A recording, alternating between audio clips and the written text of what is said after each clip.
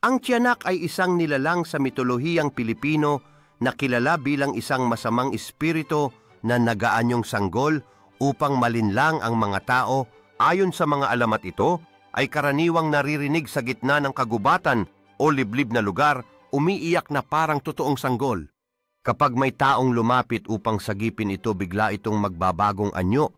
Nagiging isang maliit ngunit mabangis na halimaw na may matatalas na ngipin at kuko at kadalasang sumasalakay o pumapatay ng tao. Pinaniniwalaan na ang tiyanak ay kaluluwa ng mga sanggol na namatay bago mabinyagan o bunga ng kasalanan gaya ng aborsyon o tinanggihang anak.